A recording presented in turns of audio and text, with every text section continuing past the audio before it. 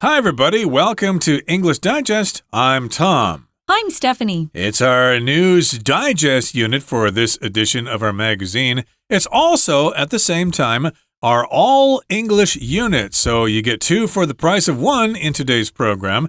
That's all about news, and it's all about speaking totally in English. We're not going to speak in Spanish or Chinese or Japanese or things like that. We are going to speak all in English. And we've got something called freedom versus control. It's something about real name systems.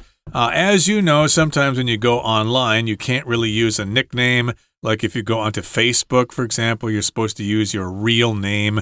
But in other places, you can think of a nickname or whatever, so people really don't know who you are. But you can't really do that in China and probably not in North Korea as well, if you have internet there. I know Vietnam has outlawed anonymity, being anonymous online. So we're going to talk about what some of this means to your freedom in general, and especially for freedom of speech, the ability to express your opinions without fearing that the government's going to come and drag you off to jail or prison, or perhaps take away some of your rights as a citizen.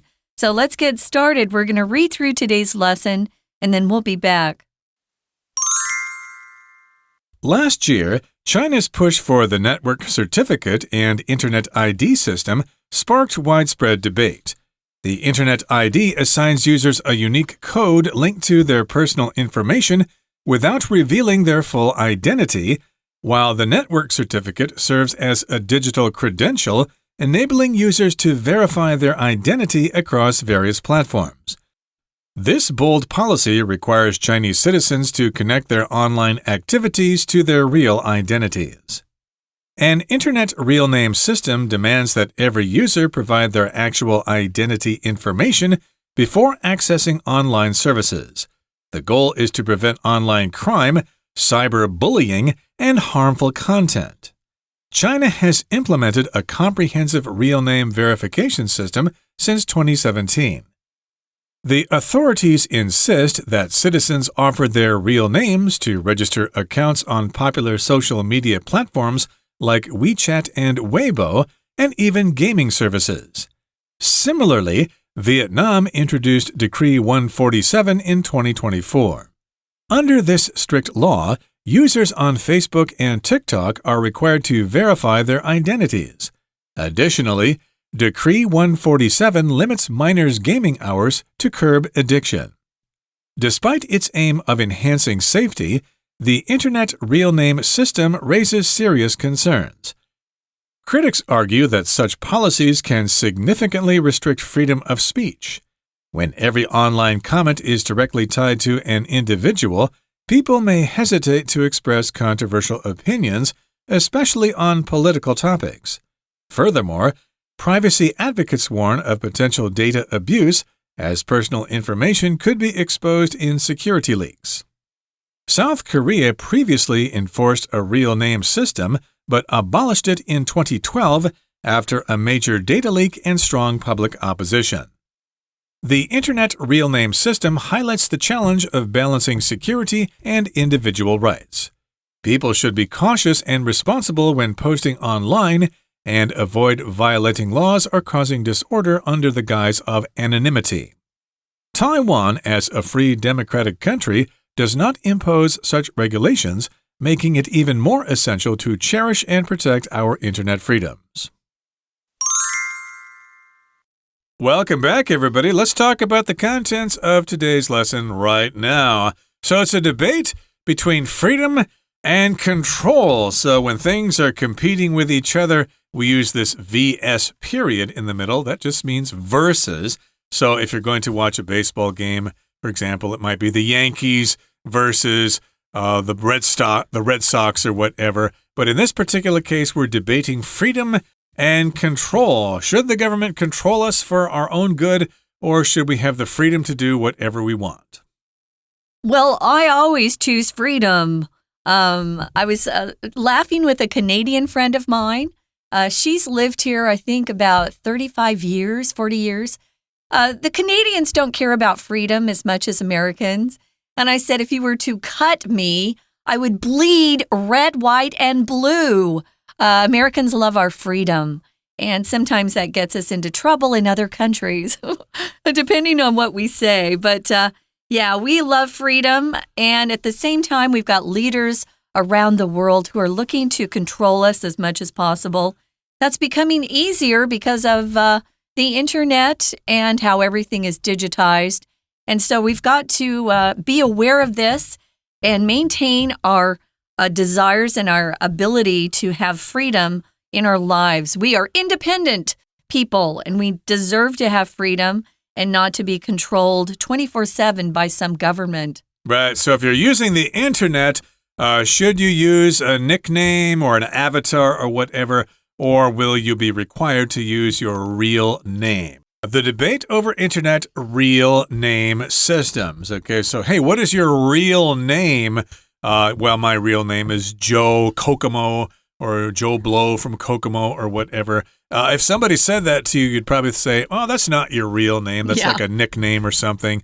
Or nowadays we use the word avatar sometimes. But we've got these real name systems that China is pushing for. Surprise, surprise. So last year, China's push for the network certificate and internet ID system sparked widespread debate. So a certificate, of course, is a document that registers you, or it's like a license or whatever. You can get a certificate, for example, if you complete some course of study someplace and it shows that you completed your education and that you graduated with honors or whatever, you'll get a certificate, kind of like a diploma. And in this particular case, it's called a network certificate. I guess it's some sort of identification. You need a birth certificate to apply for a passport. If you're American and you're wanting to get a passport, they need to have proof that you were born in America before they'll issue that passport to you. It's, like Tom said, a document. It's a record of something. It's usually official, so it's recognized by some organization or a government which verifies something. So, yeah, they are pushing, which means they're kind of demanding the network certificate, and they want users to have to register for internet ID. And that sparked or started widespread debate. People have very strong opinions about this, so they're debating this. They're expressing their individual opinions about it. The internet ID assigns users a unique code. It's almost like you're a machine and you get this number stamped on you, and you can never change that number again. Whatever you do, whatever you say, whatever websites you're surfing or exploring, that will be coded with your distinct or individual ID number, and that will be a record forever. Yeah, it's like your ID number, so I guess it does not reveal your full identity, but still someone will know who you are. And then the network certificate serves as a digital credential, enabling users to verify their identity across various platforms.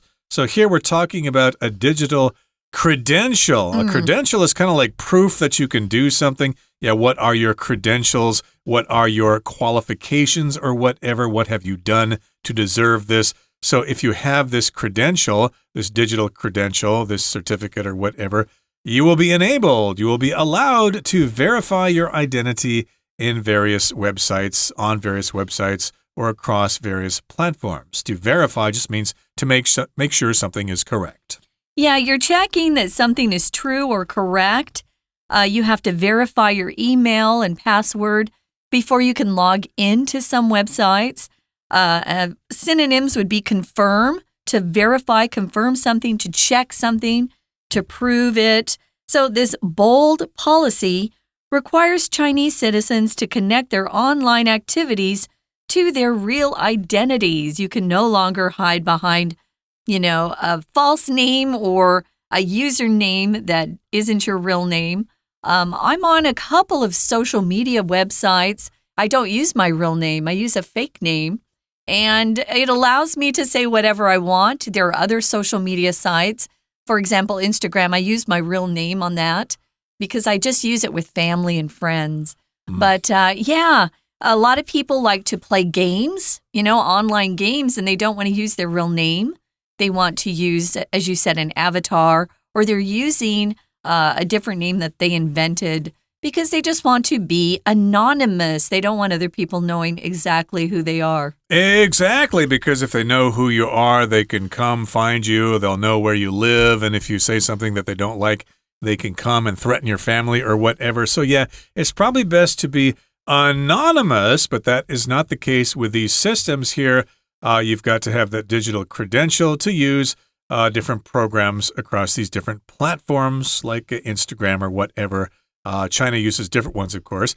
And this bold policy requires Chinese citizens to connect their online activities to their real identities. So I guess on the surface, it sounds good. If you're a Chinese citizen, you think, oh, good, the government is helping to protect us from being cheated by other people. But of course, we all know it's probably just because they want to control people.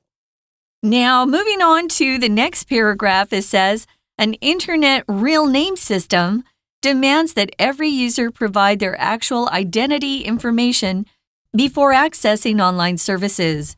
Hey, if you want to go online, you have to actually identify who you are by using a real identification. Maybe it is a birth certificate. Maybe it's a passport. Maybe they have social security numbers in that type of form, 身份证 in China, that they have to actually submit before they're allowed to be online. Exactly. Now, why are they doing this? Well, the goal is to prevent online crime, cyberbullying, and harmful content. So that's what they say. That's what they say, and maybe that will help. Who knows? We all know, of course, that's not the main goal, but still, this is the goal that they say. They want to prevent online crime, so if they know who you are, they can probably find who the criminal is because their identity will be online, and you can find them and catch them, and they can be arrested and beaten or whatever and sent to jail or even executed or tortured or whatever. Who cares? And also, it wants to prevent cyberbullying. Okay, we all know what bullying is. That's when people pick on weaker people. I'm sure we've all experienced bullying at one time or another in our lives, being bullied by kids who seem to have something to prove or something, so they pick on the weak kids or the shy kids or whatever. Or maybe we've been bullies ourselves. Who knows? But this is bullying that happens online. So yes, if you're on a website and people start calling you names, or they take your information and they spread it around and spread bad rumors about you, and it ruins your reputation, that is an example of cyberbullying, bullying online. Yeah, cyber refers to the digital bullying that takes place. I know that sometimes kids at school will post nasty comments on other kids' Facebook pages or maybe on their Instagram sites. That's cyberbullying. It's led some kids to hurt themselves, like actually committing suicide. So schools do have to be careful with that in particular, and parents should as well. But I've noticed that anytime they say, oh, it's for safety, what they really are saying is it's to control you. So when you give up your freedom for safety, you're often getting neither. So be careful with how much of your freedom you give away for quote unquote safety, because it's usually just control instead of safety. Okay, let's move on now to the next sentence. It says, China has implemented a comprehensive real name verification system since 2017. So this is nothing new. It's been going on for quite some time, and it's comprehensive, which means it's complete. It's pretty much everywhere. They want to cover everybody, young people, old people. It's going to cover people in the cities or in the country or whatever. Everybody has to conform to this. And even if you don't want to be on the internet at all, well, they'll probably still require you to have this information just in case you do. So indeed, it's comprehensive, and it's been around, for about 8 years or so. Yeah, you could also say it's inclusive or all-inclusive, comprehensive. Maybe you're going on a tour and all the fees are included. So it's a comprehensive total that they give you that you need to pay in advance. It's all-inclusive. So it's very comprehensive, and they've been putting this into action, meaning they've been implementing this since 2017. So this has been going on quite a while.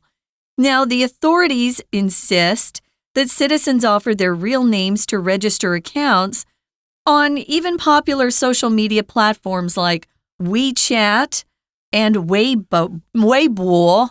I think it's Weibo in Chinese. And so this is affecting everybody who wants to get online at all. Even gaming services, they're being asked to offer their real names if you want to play games online. So it's really very comprehensive because these are the two, especially WeChat and Weibo, those are the two big social media platforms in China. Yeah, they don't allow other ones inside there. I don't think Facebook is allowed in China. So I'm wondering if WeChat and Weibo are available outside of China. They are. I've used WeChat here. You have? Okay, yeah. Okay. So it's available in and outside of China. But, of course, there are certain platforms that are not available in China. Do they allow Line there, I wonder? No, I don't think so, but I'm not sure. Don't quote me. Okay.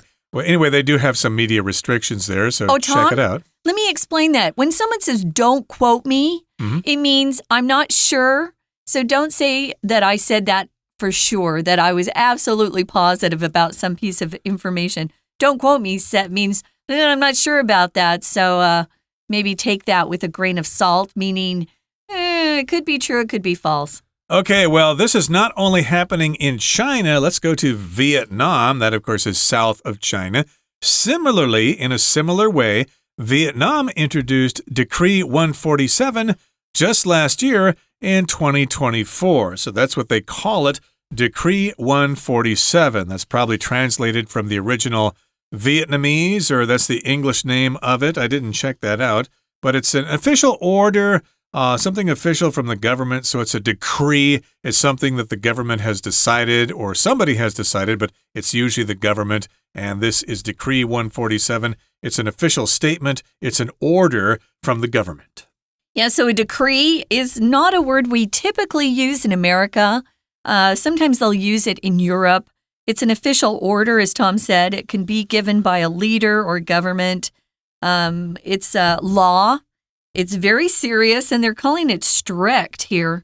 And users on Facebook and TikTok must or are required to verify or confirm their identities.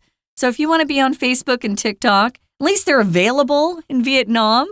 They're not available in China. At least they can get on those social media platforms, but they have to verify their identities. I think TikTok is available in China because it's a Chinese company. Now, additionally, or in addition, Decree 147 or 147 limits minors' gaming hours to curb addiction. So that's how they're trying to get their youth not to waste their lives away by being online 24/7. Minors are any kids who are under the age of adulthood based on what that country considers to be an adult. In America, that's the age of 21. Sometimes it's 18, depending on what the activity is. I don't know. What is the age of accountability in Taiwan? Is it 21? I think it's 20, but don't quote me on that. See? Tom's not sure. Yeah, I should know because I do have a daughter who is a ROC citizen.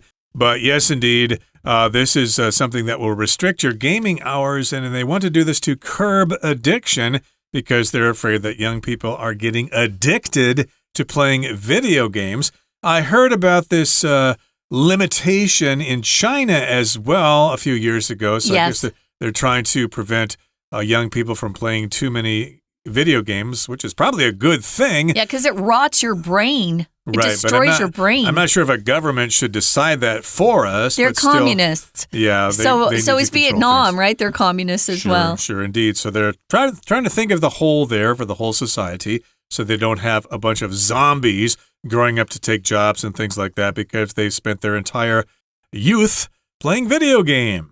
Now let's take a look at one of our vocab words here, curb. It means to limit something or to control something that's harmful. Maybe you've been eating too much chocolate lately and you need to curb the amount of chocolate you're consuming every day or maybe every week. I have a friend who literally eats chocolate every day. I don't like chocolate that much. Thank goodness. But I probably should curb the amount of time I spend online. I think all of us are probably online too much. An addiction is a strong need to do something. Maybe it's to eat something harmful or to take part in an activity that's not good for you. And you have this strong desire to do it. It's something that you really need to break. So you're probably spending too much time on something. Maybe it's video games that can lead to addiction, where you feel like you honestly don't have control over whether you play or not. You're driven to play. That's an addiction. And you can be addicted to something. I'm addicted to playing video games, so I should really try to cut down. Okay, that brings us to the midway point of our discussion for today. Let's take a break now, but stay tuned. We'll be right back.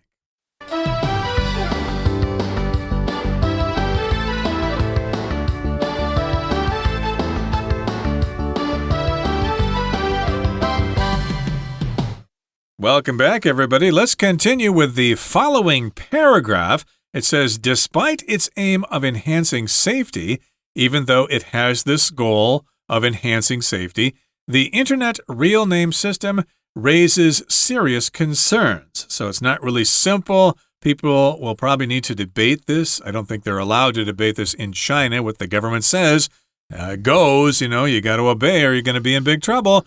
But here we want to enhance safety. To enhance something just means to improve something or to improve the quality of something. There are different apps out there in which you can, say, take an old photograph that's kind of out of focus and the colors have faded or whatever, and the app can enhance the photographs, make them look like they're new. It can improve the color. It can get rid of all the lines and stuff like that. So in this particular case, they just want to improve safety. Which is great. Now, critics argue that such policies can significantly restrict freedom of speech or free speech. Now, a critic is someone who expresses usually an unfavorable opinion about something. So they're saying, hey, but these policies that you're implementing will restrict free speech. And if you don't have free speech, you really don't have a free country. So when every online comment is directly tied to an individual, which is what is happening, people may hesitate or stop themselves from expressing what might be deemed or thought of as controversial opinions, especially on political topics. So that's what we see in these nations without free speech. Yeah, there have been some cases here in Taiwan where they need to talk about freedom of speech. I think they have to do with China. There have been people from China who live in Taiwan, and sometimes they say things that the government here doesn't like. So should they be free to say them, or should they be arrested and deported for saying things like that? That's a debate that's going on here in Taiwan. So yes, freedom of speech is important, and people are worried that this particular system will limit freedom of speech. So, of course, you may have to be careful if you're going to express opinions about political topics or religious topics or whatever. And furthermore, or in addition, privacy advocates warn of potential data abuse as personal information could be exposed in security leaks. So if you're an advocate of privacy, that means you support privacy. Advocate here is a person who advocates for something. They support or recommend a particular policy. They are behind it. They support it. So they are advocates for privacy. They think privacy is very important. This information should be kept private by people. It should not be required to be exposed to other people. That's what privacy is all about. Some people live by themselves. They rent apartments and they don't have roommates, or they don't live with family members because they like their privacy. They like to be alone. Notice here that advocate is a noun. It's pronounced advocate, advocate. And if it's a verb, it's advocate. You're going to advocate for something. You're going to strongly support or speak out in support of something that you believe in. An advocate is the person who does speak out. So they're pronounced a little differently. Sorry about that.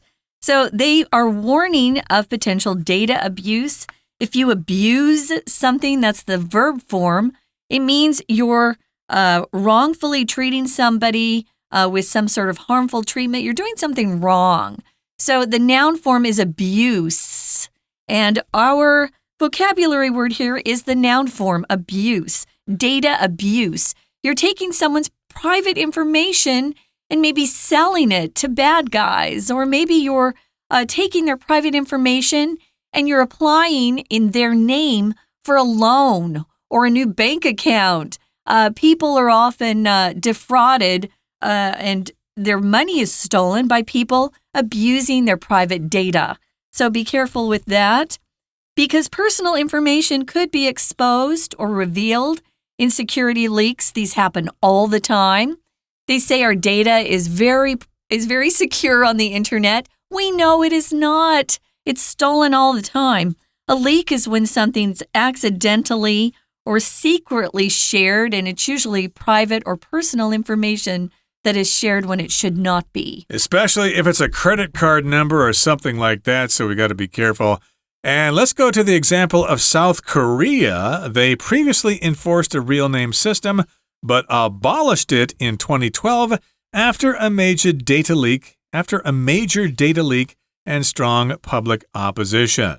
So here we've got the verb to abolish. That just means to get rid of something. You put an end to some particular law or some particular practice. Like slavery was abolished in the USA after the Civil War. They just got rid of it. It was illegal to own people as slaves, so it was abolished. And here, this particular law in Korea, South Korea, just didn't work. People didn't like it, so they had to get rid of that bill. They abolished it in 2012 because there was a major data leak. A lot of information got out. And then, of course, the public were opposed to this particular law. They didn't like it. They did not support it. Now, the Internet real name system highlights the challenge of balancing two things: security, which is important, and individual rights. That's why we're saying this is freedom versus control. So it's a tough situation, and it is a challenge to try to balance the two in a free country, and Taiwan is a free country, a democracy where people's rights are really important. People should be cautious or careful and responsible when posting online, and avoid violating laws or causing disorder under the guise of anonymity. Now, in Taiwan, your laws are a little bit more strict in terms of what you can say and what you can't say than the U.S. Although, even in the U.S., we found out under the previous president that we had lost a lot of our freedom of speech. And in England, we've got people being put into prison for talking against the government right now. So it's a problem what we're facing around the world right now, and that's individual rights and freedom to express our opinions, even if they're opposed to the government and what they're doing. So we've got to be cautious, though. It says be careful, be responsible, don't try to post. I know people that post things about killing somebody else. That's definitely illegal in any country. We don't want people being pursued and killed because some crazy person posted something wrong on the internet. So they do it under the guise of anonymity. Guise here is a false or different appearance that's used to hide the truth. It's a similar word to disguise or cover or mask. And anonymity is that state of not being known.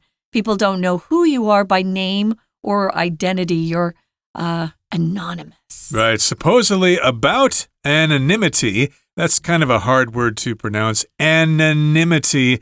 The more common form is anonymous. We received an anonymous letter from somebody criticizing our policy, but we don't know who sent it, so it's anonymous. They were too afraid to include their name. And Taiwan, as a free democratic country, does not impose such regulations, making it even more essential to cherish and protect our internet freedoms. So that's good news for the people of Taiwan. We do have freedom of speech here. It is free. It is democratic. And so they don't have these regulations. You can go online. You don't have to have that internet ID or whatever. And of course, the example of China and Vietnam and South Korea, those examples should teach us that, hey, freedom of speech is a pretty good thing. let's not make the same mistake that those places did.